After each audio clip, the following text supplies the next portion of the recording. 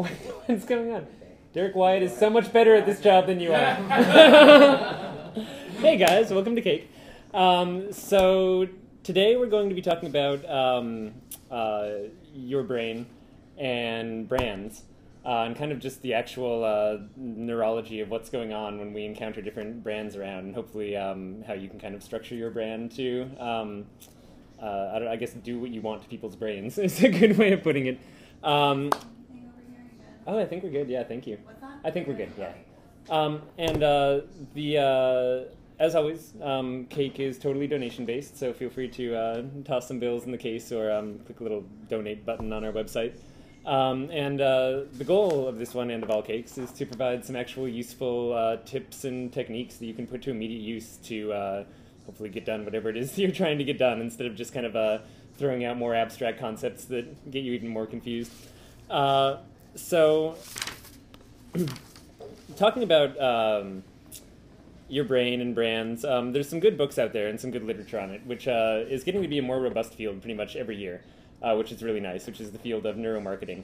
And actually the science, if you look up just neuromarketing on Amazon, pretty much like every year there's like one or two extra books that get tacked on there, and I think it's starting to grow a little more rapidly now. Which is like my favorite part of reading through business in general, actually. Like, those are the ones I always hit up, because my background is just in experimental psychology. It's what I got my degree in, and then going into business. It's like where those overlap completely, so this is one of my, complete passion fields. And there's just a lot of interesting stuff going on there. And I'm going to just give you a tiny, I think that we actually might have done a little primer on how our brains work in general during one of the earlier cakes, but we'll go over it really briefly here too, which is to understand, I guess, like, just like how we function in general. Understanding association is a really big part of that. And just like understanding that human beings are associating machines. Like, where there is a connection to be drawn, we will draw it. And that leads us through all kinds of fallacies. Like, if you had to like trace back probably like one thing that has led to both our success and like our incredible failures, it's like our ability to just like draw robust associations between things. And that's a lot of what you end up trying to manipulate around, or trying to design your brand around, is creating these associations, whether it's like something totally new that you're trying to associate, or even latching your product or your service onto something that's pre-existing, creating an association there, or even just kind of the repeated use of your brand symbol around and like making an association with itself, just so people get used to seeing that. And there's something called the mere presence principle, which just says that just being around something will make it more appealing to you over time. Right. What was that? You said mutineer? Mere presence. Oh, mirror. The mutineer, the mutineer principle, which says that we betray those that love us all the time.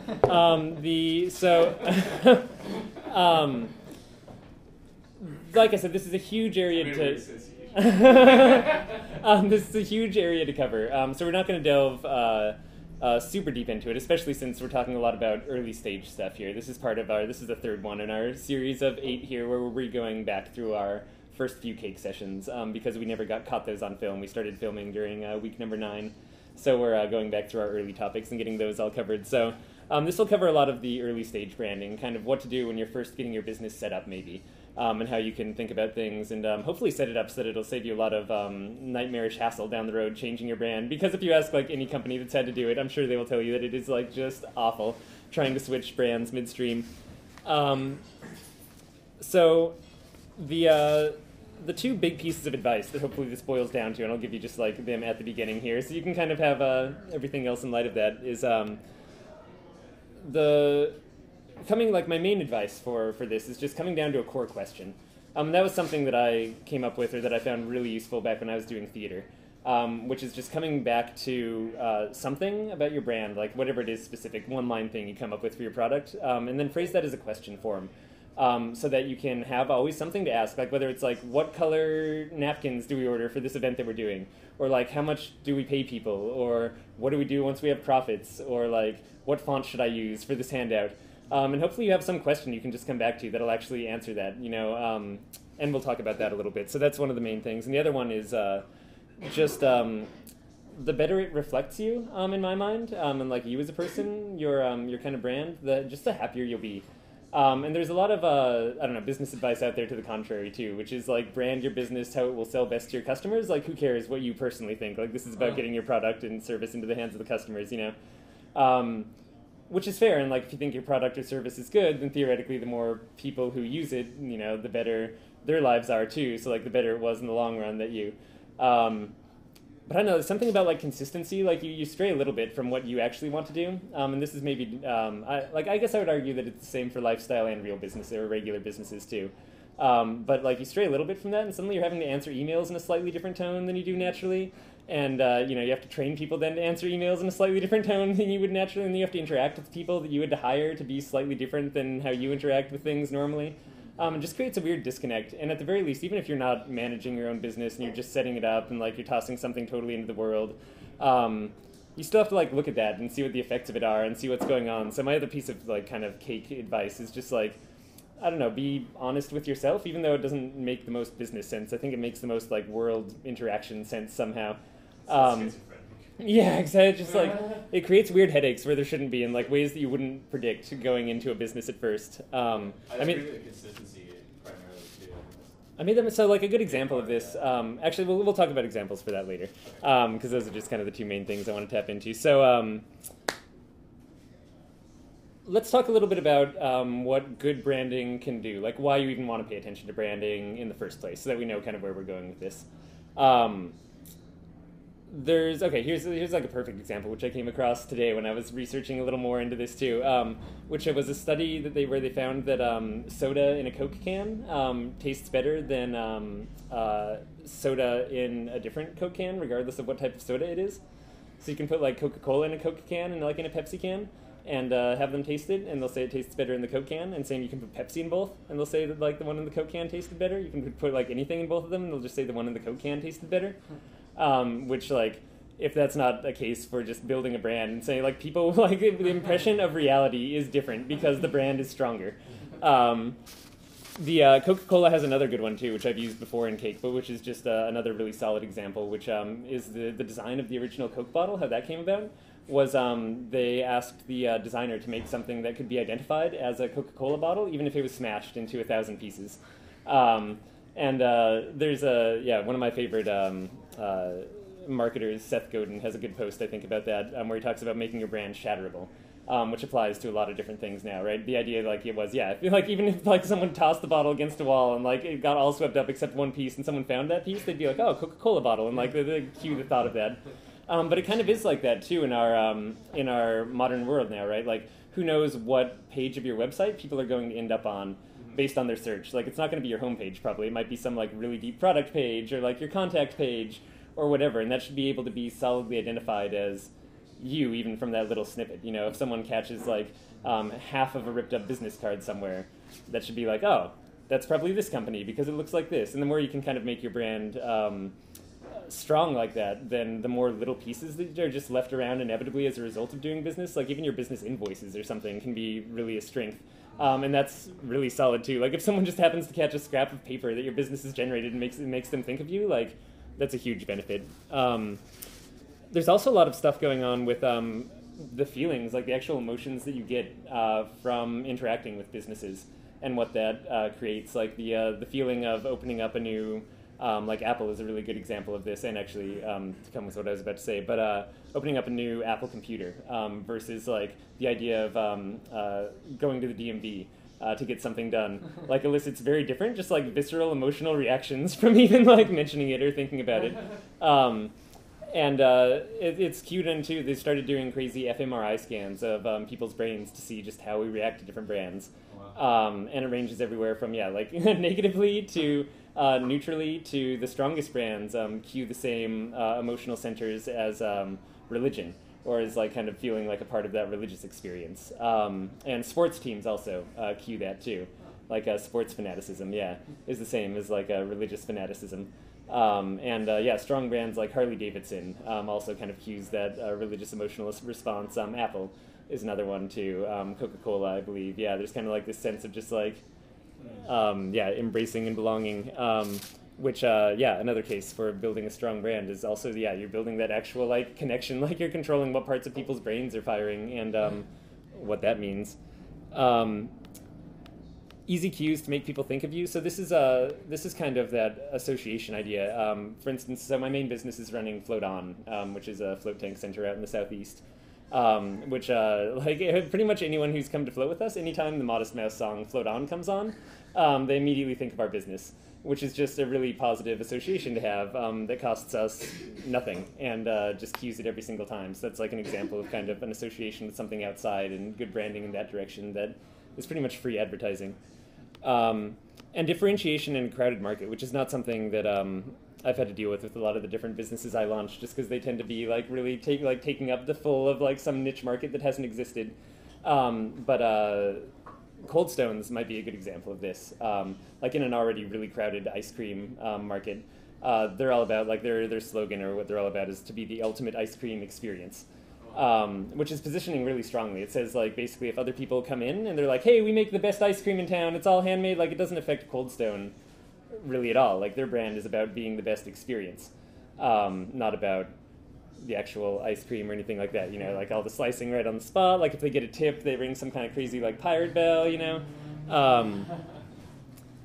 And so those are some examples, and you can go on and on about the actual, like, what a brand is able to do. I think internally, too, it's really strong, just having the right kinds of people working for you and pulling on the right kinds of people who are going to apply for your company or who are interested in it. Same everything down to, like, the quality of, like, forum comments or Facebook comments that you can get on things, like going to, even back in the day before Dig started just sucking, going to Reddit versus Dig would yield to incredibly different kinds of comment sets on there. And that's like solid branding, right? Because the basic functionality of the websites, like, you know, 2 years ago was almost exactly the same. But yeah, they developed these different communities. And like, yeah, most of my friends are Redditors and really, really like pronounced and really, really into it. And they've done such a good job at like, take that versus like YouTube channel comments, for example. And that's nothing but like making that important to their brand that really set that in. So how do we, especially like before we've actually started to make anything, just we're kind of going and we have this idea, how do we make sure that we're setting ourselves up to brand it intelligently and in a way that it can do what we want it to do? And I guess like going over all of these different tactics we'll talk about, keep in mind too that there's not really one answer to that. Like what you want your brand to do is not going to be the same from company to company, even if it's the same person starting all of these different ones. And also it might not be immediately obvious what your brand is all about. And we'll talk, we'll talk a little bit about what that means. It's a hard one. I was like, that won't make any sense until I get to it, so we'll just shelf that one. So focus is really important, talking about brand. And in that sense, you want to like come up with one, like two things max that you really want to be all about. And everything else kind of falls behind that. And that's the idea of the big question too, which we'll get to in a second. But you can't be like the cheapest and the highest quality and like the most luxurious and like have the least employee turnover and be like the most fun to interact with. Like you can't be everything and all about everything. It's kind of like that if you try to please everyone, you end up pleasing no one. Advice. And everything else will come through too. So good examples of keeping it simple. These are just actually company slogans, which kind of iterates this, and it's companies that I think really like get behind that too. Walmart, save money, live better, right? New Seasons, the friendliest store in town. Zappos, powered by service, which is actually a really interesting one to me. Kmart doesn't have one. Apparently, they ditched their slogan back in like 2006, and they just have nothing to replace it. Like if you go look at the other websites, there's like right beneath all the logos and stuff. You go to Kmart's, and it's just like, hey, buy our products. Like here's all about everything we do. Like they don't have anything concise to say. And also, your brand isn't your slogan, right? But it should be able to be summarized by it. Like it should kind of like hint at what's going on there.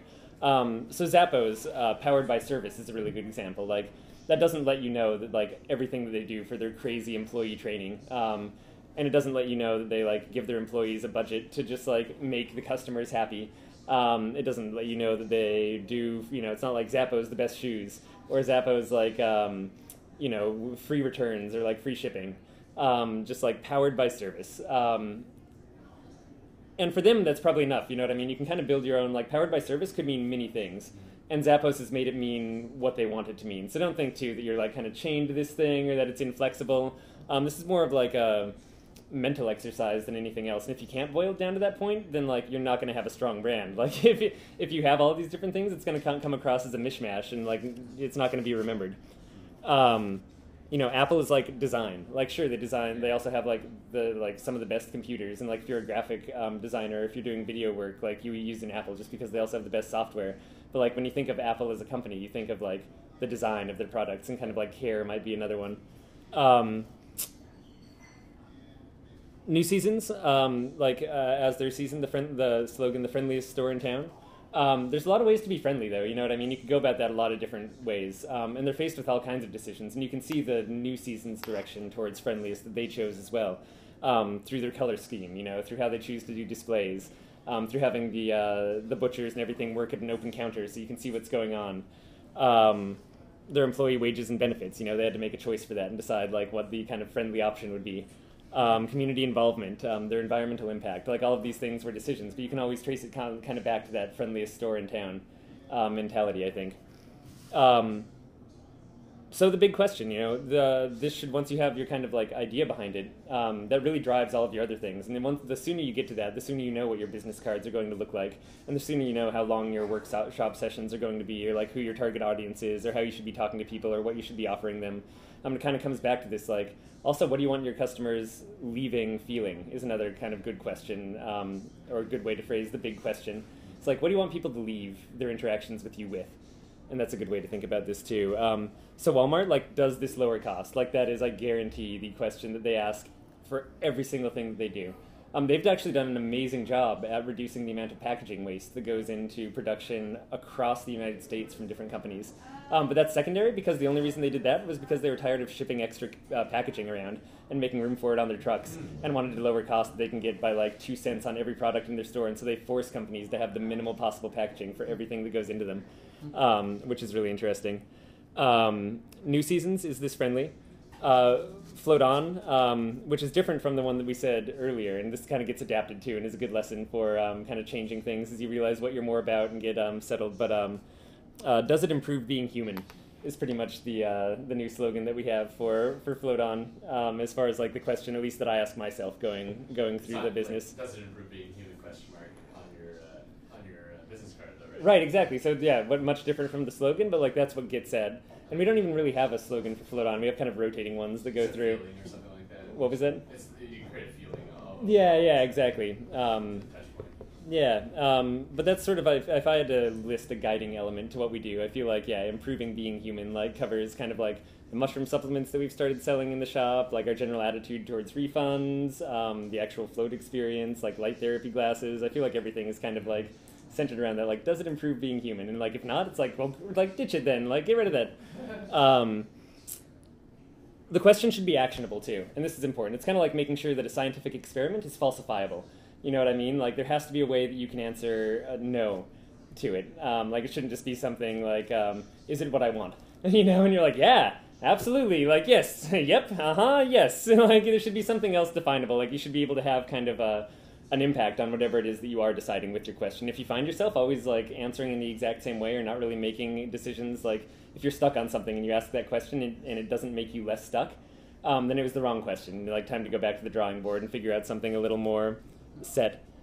And yeah, whenever you have a question, then just, or any kind of decision to make, just make sure you then just like go back to that strong brand statement, that strong brand question, which is like, what font do you use? You know, like, well, are you playful or are you professional, or are you both? Like, what was your question that you're asking yourself? You know, what do you do with profits? How do you handle an angry customer? What's your return policy? What do you wear to work?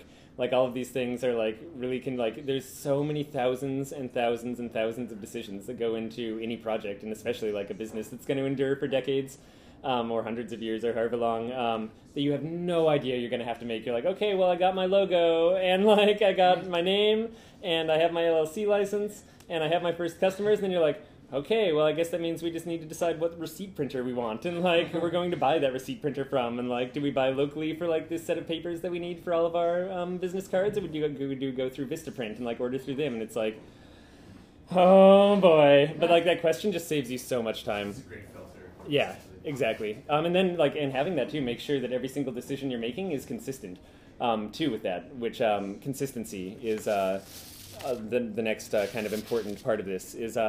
So now you've like kept it simple, you've got the idea for that, and now you just want to be consistent with all of it. And the more that you actually do come back to all of your decisions with that question, the more consistent it'll be. That, and I would also say just like once you've made a decision, especially if you've like actually looked into it, you know, like there's decisions you make you know are placeholders, and you're like, placeholder, I will come back to this later. Like, I'm using all of my default WordPress settings, like cut default fonts, like done. Okay, like website set. I'm gonna come back and like custom design all of those later. And those like definitely go back and design. But like once you've made a decision, like once you've decided like this is the font for my company, like don't go around changing it because suddenly you found a better font. Like the cost of changing fonts at that point is like much greater than the benefit that you're getting from just like sticking with that same consistent branding over time. And same with like your website, you know, you like get it designed and stuff. Don't just go like immediately start changing it up and doing a like new complete design on your website. Like brands are like relationships, you know, it's like courting someone. And like you don't want to just like be with someone who's suddenly like all about clubbing one week and then like all about hiking the next week and then like all about like, you know, whatever it is, like they just like then go like go and be reclusive in their business cave for like 3 weeks and they're like, no, I'm all about working now. And like, let's go on a vacation. Like I'm all about vacationing with you. Like I'm in love. And it's just like, no, like it sounds like the worst relationship ever. Like you don't want your brand to be like that either. And the more you are just like consistent, even with things, yeah, like fonts or with your return policies or with anything like that, like once you've made it, stick with it and let that. It also just takes so much time for word of mouth to spread around, especially about small parts of your business. You know, people will have heard your name, but they won't know exactly what you do or exactly what you're all about. So the more you keep that message you want to get across simple, and then the more you just drill it into people with everything that you do, the more it'll probably withstand that 3 or 4 retellings down the road. Like you're basically trying to make the simplest game of telephone that you can. It's a good way of describing it. Engaging the senses is a really good way to build brands. It gets overlooked a lot. And you can also, it's kind of different category, but we'll tie them all together, which is the same kind of thing of like building a ritual or something that people are doing around your brand, or even just like a reason for people to constantly engage with you or to be reminded of you. A lot of like the simplest ways, like a weekly mailing list or having a Facebook page. You know, it's like, oh, people kind of have passive contact with you. But it gets, you know, the more that you actually get them to come out to things like this and interacting with you too, the more and deeper that connection gets. Engaging the senses, we'll backtrack a tiny bit. So that's just like our senses are really strong. And like I said, a lot of understanding this whole brand building thing and the tactics is understanding just association. And what goes into it. Did anyone want another drink or anything? All right. Just holler if you guys need anything, okay? Thanks. So association is like where it's at. So like you think Oreos, and maybe you think like you know, tearing it apart. Like there's the ritual part. Maybe you think like, you know, dipping it into milk. There's like another association part. Campfires. You think of like marshmallows and s'mores and stuff. And even though like that did start back in the day, it's also no branding mistake that you do associate so strongly with that. Like I guarantee that most marshmallow commercials probably feature either hot chocolate or campfires. Because that's where they want your brain to be at. Starbucks actually stopped serving breakfast, so they did this thing where they started serving eggs and like breakfasty foods about 4 years ago, I would say, like 2008. They almost immediately stopped because the smell of the breakfast foods was interfering with the coffee scent that they wanted just permeating their place. Because there's also a lot of neuromarketing studies done just on the smell of coffee and how it affects our behavior and buying habits, and like apparently just being in that like coffee shop kind of atmosphere is really strong for selling coffee. So adding in kind of a breakfasty smell made it more like diner almost or something like that. And they just like got really panicked about that affecting their brand and their overall like, yeah, scent tactics, and cut it. Yeah, engaging ritual too. Thinking of, twisting off the Oreo is like a really classic example. Even something like as convoluted as like banana splits, though, like pretty much anything. Like you'll see on a lot of baking boxes, like brownie boxes or things like that, little recipes that they'll throw on there too. And that's just like they really want you to associate their product too with these other things, like having like Chex Mix on like actual Chex boxes. It's like a really silly one, but it's also like, hey, they're kind of associating themselves with like hiking and with trail mix, and hopefully next time you go hiking, you're like, oh, I should buy a brand of Chex so I can make this like Chex Mix, and it's like, you know, they're weaseling that one in there. I mean, they're intelligently placing that one in there. I'm sorry. I'm sorry, Chex. It's close. Yeah, right. I mean, Disneyland will do things like, and I'm sure you guys have probably heard of this, piping scents in to their actual theme park around, so that you get they'll design their atmosphere all the way down to the scent, and they have just a really solid. They're really interesting with their brand. If you ever want to study someone crazy, study Walt Disney. Like really meticulous too, like crazy in this like diligent OCD kind of way. Yeah, they have their window washing policies. They just like wash them before, like they pretty much like service / wash everything before it gets dirty. So like they have a window washing schedule, which is like to the point where it won't show dirt. Like the windows will just look totally clean, and you're still cleaning them. That's how they like keep everything maintained. It's really crazy. Well, this looks efficient. Too, like if somebody's sweeping and they look really cool sweeping, while you're at Disney, like everything is nice and tidy all the time. It's like that. Definitely. And think too, I mean, so even down to like the textileness of your business cards and things like that, right? Like having a business card that's on like recycled cardstock versus even like flimsy printed paper, like feels very differently and has very different associations that you have with it as well. Like a letterpress approach that's embossed, if you're like more like a handcrafty kind of person, that looks really solid. Yep, exactly. And like, yeah, the more you associate back with that, like if your theme is like handmade or something, which a lot of Portland is, it's like, why would anyone whose like theme is like that have just a regular stock business card? Like that just doesn't make sense at all. So yeah, engaging those senses, smell is probably like one of our strongest senses. So you can do that too. Harley Davidson, I want to say patented actually their motorcycle sound, the sound that a Harley engine makes. Is it's like yeah, solidly just protected by Harley Davidson.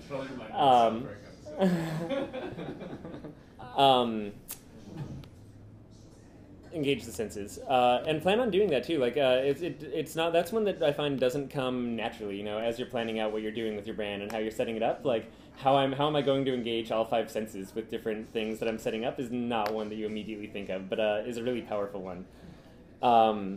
Subtle cues can be better than overt ones. So product placement tends to be stronger these days than just in-your-face advertising, depending on what you're trying to get across. A really good example of this is Coca-Cola, again, for American Idol. Their sponsorship of American Idol, although I do believe they showed Coke commercials during it, they have one of the judges drinking a Coke can. But I believe most powerful association that they got as far as customers' point of view from fMRI machines was the couch that they have on American Idol. It's kind of like a S-shaped red couch. Which was designed around Coca-Cola. That was it was designed to brand and implicate Coca-Cola as they're sitting there, which is really interesting. And yeah, the amount of people who either bought or I forget what they were thought of Coca-Cola, or I forget what the exact measurement was in the study, just went up the most just from the people being around and sitting on that couch, which is really interesting.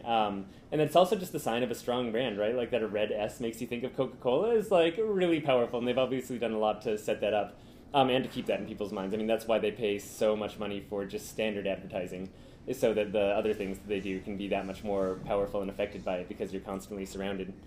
You can also be completely confounded by this idea of associations, and it can just ruin whatever it is that you were trying to do. I was just reading this one today too. It's a really good example. It was this bank that took out an ad campaign featuring a high jumper, for raise your savings account and stuff. Like this high jumper is jumping really high, and they did nothing. Did nothing to their sales of any of their bank accounts or anything. And so they went to delve into it, which is really admirable, because most people just stop there and are like, oh, okay, it's failed. But they went and started trying to figure out why. And it turns out that at the same time they were doing their big print ad campaign, Gatorade was doing a TV ad campaign that also featured a high jumper. And this idea of the high jumper kind of branding technique there was just getting confounded with Gatorade's ad, and since Gatorade has a stronger brand in general, it was just getting latched onto with that. And if you look at Gatorade sales during the time when the bank account actually launched their campaign, Gatorade also saw an increase in sales just from the bank launching their campaign. So the benefit was just usurped by Gatorade's stronger brand, which is really crazy. And some good examples of this that we've done too. So as far as engaging the senses, Float On started just doing all of our shower bath scents the same back in the day, and then we were selling, which we don't anymore, scented salt bags for your own bath, and our Float On scent is clary sage and Douglas fir, just because we wanted to associate it really strongly with the Pacific Northwest. Cake, we serve cake at every session, which is great. I was going to say some other one, but I can't remember now. Okay. mere presence principle. So like I said, just by being around, something gets stronger, or your sense of like feeling like a, let's see, how do you phrase that? Your attachment to the brand goes stronger just by it being around. And same goes for anything, actually. Just like by being in the presence of something, we grow a lot more comfortable with it.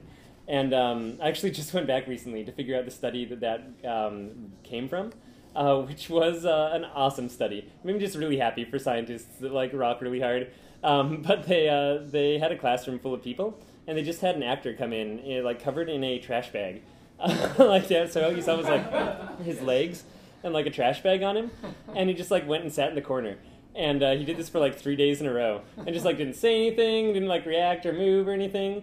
And the first day, the like kids come in, they were like I can't remember what age they were. They might have been like adults too. I can't even remember. It's probably some kids like high school or something, and they come in, they're all like harassing the trash bag, you know, and being like, "What's the deal with this trash? Like, what are you, trash bag? Like, hey, like talk to me, you know, you suck." And then, like, the second day, they just kind of, like, ignored it. They're like, oh, okay, like, trash bag's there again. And, like, the third day, they were all, like, chummy with it. And they were, like, going up to it being like, oh, trash bag, like, our old friend. And then, yeah, just, like, through the process of doing nothing but, like, coming in each day, it went from, like, animosity to just acceptance, which is really crazy. And also, it's just, like, awesome, because the scientists had to choose some way to do that experiment. They're like, I know, like, trash bag over someone's head is how I'm going to do this, which is, like, great experimental design. But it's true, and a lot of advertising you see around too, like the idea of taking out like one giant full-page ad in a paper and that's all you ever do for advertising is not going to do anything. There's a general idea in sales, and you'll see this repeated in marketing, and in a lot of places actually, which is basically like 7 points of contact is kind of like the usual that it takes for us to get comfortable with something. So if you haven't made 7 points of contact, like if your brand hasn't, like with Float On, you know, we have a lot of people who know that we exist now. And come in, but that's because like people who come in and we're like, where did you hear from us? And they're like, oh, well, one of my friends went there, and then I like, my chiropractor recommended you guys too, and then like I also just like saw this thing in the newspaper where it was talking about how good floating is, and it's just like all over the place, you know what I mean? But like, and one of those is obviously not enough, but you know, they come in, they're like, well, I just keep seeing it all over the place, maybe we should, and it's that trying to get to 7 points of contact as quickly as possible, or you know, 1 point of deep contact. Like I think cake is a good example of something where you can get kind of like those fewer points, but to even get people coming out to cake in the first place takes maybe a little bit of having heard about it several times beforehand. That's pretty much it for the mere presence principle. Just figure out ways to get mentioned, to be brought up in conversation, to be around people. Like that's what a lot of, so we didn't do advertising at all for a long time, and now we're starting to do advertising, and that's because I feel like we're finally at the place where enough people know about Float On, that by putting out an advertisement, it's more of like a point of conversation. Like hopefully that advertisement will cause whoever's, like if someone's sitting with someone else who doesn't know what floating is, they'll be like, oh yeah, have you heard of floating? And just like start a conversation. And so that's our goal with all of the ads that we have going on. So if you guys are curious, I can give you a little sneak peek too at the Float On ad that we're taking out in the Mercury in a couple weeks. I'm curious to know what like is the image sort of ad, or is it like a write-up? Can I ask what kind of media? So we're taking out a full page Mercury ad. We've done one other full page Mercury ad, but here's the.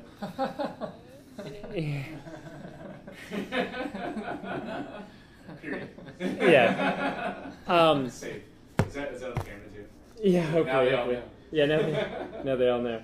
We actually get a lot of European viewers, so you know. Interesting. And you track all that With our cake thing. Yeah. Yeah. When's that coming out too? When's what coming out? The Mercury ad? It'll come out on the 11th. Yeah, Thursday the 11th. Yeah, that's good timing too. It seems like, you know, that's part of product placement, right? If it's sort of like, timing is also placement, I guess, right? Right around the conference. Yeah. Yeah, exactly. Yeah. We knew we wanted to take out some kind of Mercury ad. We're doing an international float conference with about 120 guests right now coming in from around the United States, and then also like different countries around the world too. So we'll have a full page floating ad running they're in town too, which was the decision to launch then. So that's an interesting one. That one's also interesting because it's slightly off-brand for Float On in general, but like really on-brand for like Mercury readers. So we were just like, and also like seriously, fuck gravity, like it's like so yeah. And another reason that we really have been liking taking out those print ads. Merc Perks, if you guys haven't heard of that, is freaking awesome. It's a service that they run like Groupon, where they offer half-off deals for companies, but then you get the full value of your service in advertising credit with them, which is really interesting. And also, the last kind of pointed tactic I wanted to talk about here is just emotional engagement in different forms of media is really interesting too, and that's really important for building brand, because what you want to build is that emotional engagement. Interaction is always the best. Like, you know what I mean? The more it's not painful for you to actually have personal interactions with people rather than automating it, the better your emotional engagement is going to be. And of course, like, in person is better than on the phone, is better than email. As far as hierarchy of that, it's really easy. TV video, like watching video ads on TV is way more emotionally engaging, like up to 30 times, however they measure that, more emotionally engaging than watching it like an ad on a website on a computer screen. Print over online is way more emotionally engaging, especially with photographs. Really nice, crisp, especially on glossy pages. Photograph in print is more engaging than the same thing, even on like the new like Retina display screens, which is really interesting. There's something about that like physical thing sitting in front of you that just engages more. So those are just some other tactics to know there. And again, a lot of these are just kind of, we started delving into advanced tactics, little specific strategies that you can use. And the overall thing, again, is to remember to actually have a brand that you're building towards. That whole, going back to, again, keeping it simple and having that core question that you can come back to over and over again. And then the last thing I wanted to say is separate from all of this, which goes back to my initial advice too, which is just saying, like, the better it ends up reflecting you, the happier that you'll end up being. And I made I think the easiest mistake, which I'll just tell you about when I first learned this lesson, and I think is almost the first mistake that everyone makes in this realm, which is trying to act bigger or like more important than you actually are, which just like it makes your life nightmarish. You know what I mean? Like if you pretend you're an organization with like even a couple more people, suddenly you have to be like pretending to be waiting for emails from like a couple more people, or like trying to act like you're sending off something to someone that doesn't even exist. You also have to then, like, when you meet up with someone, if you're like putting yourself forward as this professional, successful company, you have to like suddenly be dressing really professionally and successfully, and maybe that's not what you want to do. I mean, if it is, like, great, that's perfect. But there are certain implications to any decision that you make as to then how you have to act and how you have to behave. We don't always think of business choices as kind of limiting our own personal lives. They definitely don't have to, but I think it does take a little planning ahead to have that not come into effect. And that's it. That's all I have to say for right now on brands in your brain. So thank you guys for listening to that, and we'll come back in just a second for the workshop portion, which we won't be filming. But once again, feel free to toss in some donations, and looking forward to workshopping in a second.